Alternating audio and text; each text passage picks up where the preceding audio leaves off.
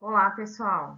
Então, o conteúdo aí dessa semana, né, que nós vamos trabalhar é raiz quadrada exata de um número inteiro e expressões algébricas. Então, nós vamos começar na aula de hoje pela raiz quadrada exata com números inteiros. Então, pessoal, começando aí o conteúdo dessa semana, né, raiz quadrada exata com números inteiros. Então, raiz quadrada exata, nós já começamos a estudar esse conteúdo no sexto ano, né, com o conjunto dos números naturais. E esse ano retomamos ele, mas agora no conjunto dos números inteiros.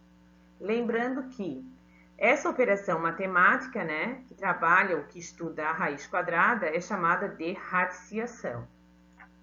Eu trouxe como exemplo, né, para vocês relembrarem o que é raiz quadrada, a raiz quadrada de 36. Então, 36 é um número inteiro, né?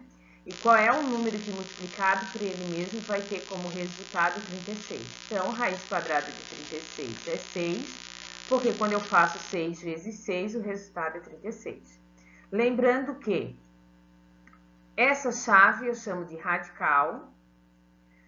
Esse número que é o resultado, né, da raiz quadrada eu chamo de raiz. E o número que está dentro do radical ele é chamado de radicando. Então, vamos reforçar isso, né?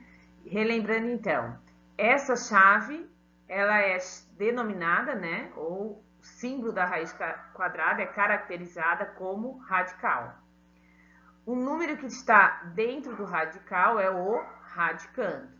E o resultado, né, dessa operação de radiciação é a raiz. Trouxe aí outro exemplo para vocês. Raiz quadrada de 16 é 4. Por quê? Porque quando eu faço 4 vezes 4, o resultado é 16. Outro exemplo, raiz quadrada de 25. Quem é raiz quadrada de 25? Qual é o número que é raiz quadrada de 25? O 5. Porque quando eu faço 5 vezes 5, o resultado é 25. Observações importantes, né? Que a gente já utilizou algumas delas lá no sexto ano e aqui no sétimo também nós vamos retomar esse assunto. Então, primeira observação, lembrar que a operação de raiz quadrada, ou de radiciação, ela é a operação inversa da potenciação. E o inverso também é verdadeiro, né? A potenciação é a operação inversa da radiciação. Outra coisa importante, né? Os números que têm raiz quadrada exata, né? Esses números eles podem ser escritos em forma de uma potência de expoente 2. Quando isso acontece, a sua raiz é um número inteiro e esse número é chamado de quadrado perfeito. Então, exemplos de quadrado perfeito. Raiz quadrada de 0, por 0. Raiz quadrada de 1, 1. Raiz quadrada de 4, 2. Raiz quadrada de 9, 3. Então, 0, 1, 4, 9 são chamados de números quadrados perfeitos, ok? Outra coisa importante, algumas radiciações não têm como resultado uma raiz quadrada exata. Então, tem alguns números, né, que não nos dão um número inteiro, né, exato como raiz. Então, a gente tem quais são esses números? Eu trouxe alguns exemplos aí para vocês se situarem. Raiz quadrada de 12. Eu sei que 2 vezes 6 é 12. Mas lembrando que a raiz quadrada é uma multiplicação de fatores iguais. Então, eu não tenho dois números iguais que, quando multiplicado um pelo outro, tenha como resultado o número 12. Então, raiz quadrada de 12, né, não tem raiz quadrada exata.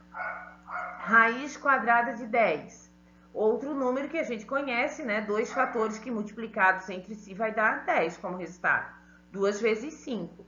Só que o 2 e o 5 são fatores diferentes. Como eles são fatores diferentes, nós não temos também raiz quadrada exata para o número 10. Ok, pessoal? Espero ter ajudado vocês, né? Que vocês tenham lembrado, né, essa operação. Então, pessoal, continuando aí a nossa semana, né? Nós vamos também trabalhar essa semana expressões algébricas. As expressões algébricas, né? Elas precisam ser respeitada a ordem das operações, né? Para que a gente, na hora de efetuar a gente efetue corretamente. Então, nós temos alguns passos aí para prestar atenção.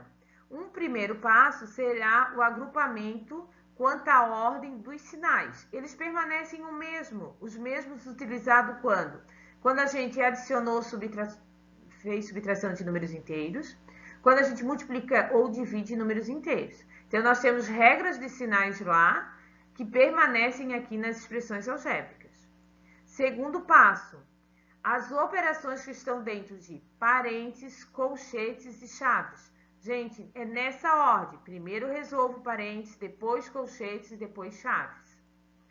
Terceiro passo, se tem potência e raiz quadrada, potência e radiciação, nós vamos resolver na ordem que aparece. Apareceu primeiro potência, resolve primeira potência, em seguida raiz quadrada.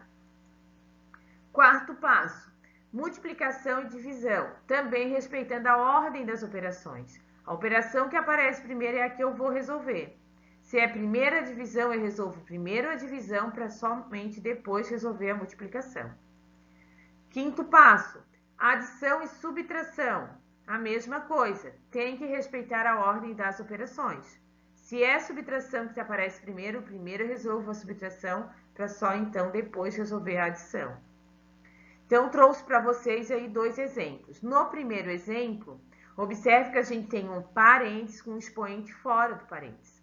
Então, eu vou resolver toda a operação que está dentro do parênteses. Então, dentro do parênteses, nós temos uma multiplicação e uma adição. Respeitando a ordem das operações, a gente começa pela multiplicação. Aqui também nós temos uma regra de sinal. O oposto de mais, menos. Então, a gente vai ficar com menos 3 mais 2 elevado ao quadrado, menos 3 mais. Eu também já resolvi a divisão, porque ela não interfere no meu cálculo. Então, 12 dividido por 3, 4. Agora, também vou continuar resolvendo o parênteses. Menos 3 mais 2. Eu devo 3, paguei 2. Fiquei devendo 1. Se eu fiquei devendo, sinal de menos. Menos 1 ao quadrado. Na linha seguinte, nós vamos resolver a regra de sinal. Menos 1 vezes menos 1. O oposto de menos, mais. E 1 vezes 1. Então, esse meu menos 1 ao quadrado vai ser 1 positivo. 1 menos 3.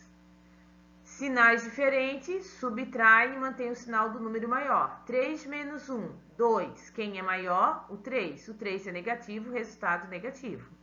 E baixa o 4. Menos 2 mais 4. Sinais diferentes novamente. Número maior menos o menor. 4 menos 2, 2. O maior número é positivo, então meu resultado será positivo.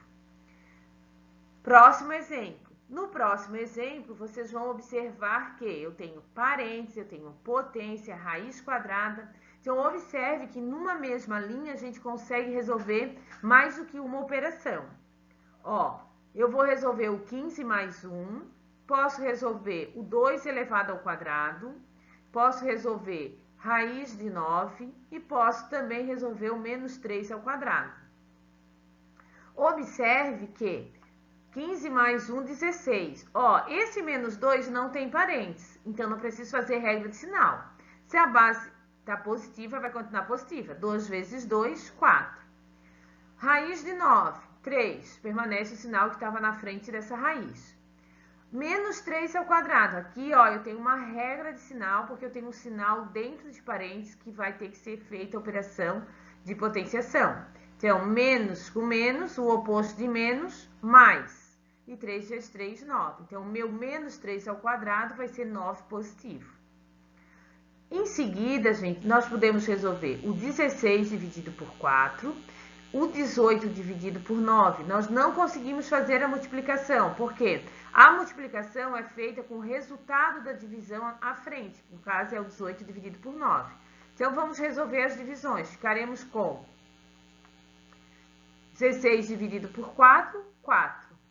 E o menos 3 repetiu, 18 dividido por 9, 2, e o menos 2 também repetiu.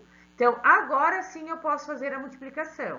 Então, eu vou fazer o 2 vezes menos 2, observando que na frente desse 2 eu tenho sinal positivo, então eu tenho que aplicar a regra de sinal.